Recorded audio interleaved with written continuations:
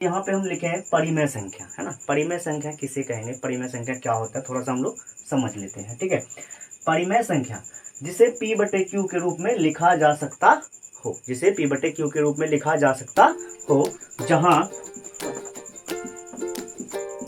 q बराबर not zero, है ना। ये जो चिन्ह है इसको हम लोग कहेंगे बराबर नहीं है, बराबर नहीं है, यानी कि q बराबर जीरो नहीं हो, है ना, जीरो नहीं हो, ठीक है।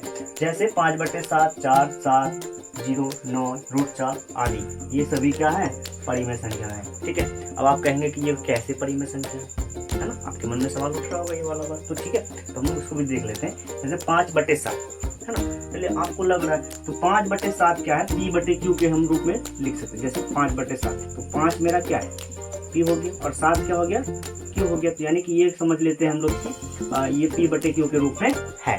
लेकिन अब यहाँ पे 4 है ना, अब क्या है, 4 है। चलिए 4 को देखते हैं, क्या 4 परिमेय संख्या है, 4 परिमेय संख्या बिल्कुल होगा। क्यों, क्योंकि इसके नीचे कुछ नहीं तो क्या है, 1 है। अब ये जो 4 है ये क्या हो गया p, और नीचे 1 जो है वो क्या हो गया, q हो गया। तो इसको भी हम लोग क्या लिखे, p बटे q के रूप में लिख सकते हैं।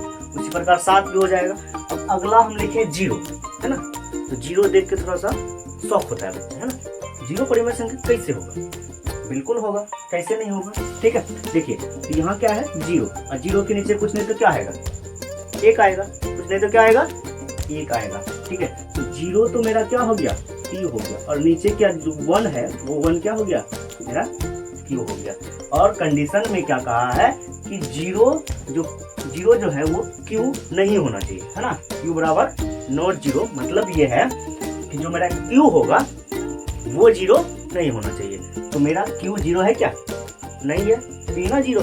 इन्होंने ये नहीं कहा कि p 0 नहीं होना चाहिए, इन्होंने ये कहा है कि q 0 नहीं होना चाहिए, ठीक है। तो इसलिए मेरा 0 जो होगा वो भी क्या होगा, परिमेय संख्या होगा, ठीक है। अब आगे हम लोग जैसे 9 देखेंगे तो 9 भी ये जैसे 4, 7 है, इसके नीचे कोई नहीं तो क्या, ये भी 1 है, नीचे 1 होगा तो ये भी क्या होगा, परिमेय संख्या होगा। उसी प्रकार अब √4, बच्चा यहाँ भी थोड़ा सा फंसता है कि √4 परिमेय संख्या है या नहीं है। चलिए हम लोग देख लेते हैं, √4 जो है ये परिमेय संख्या है, क्योंकि ये जो 4 है यह एक पूर्ण वर्ग है, पूर्ण वर्ग है। जब इसको हम लोग रूट के अंदर तोड़ते हैं तो 2 गुना 2 से तोड़ेंगे और इसके अंदर से क्या निकलेगा, 2 में से 1 2 कहाँ जाएगा, बाहर। अब 2 में से 1 2 बाहर है, जिसके नीचे कुछ नहीं क्या है, 1। ये भी p बटे q के फॉर्म में हम लिख लिए इसको भी, ठीक है। तो ये भी हम मेरा क्या हो जाएगा, परिमेय संख्या।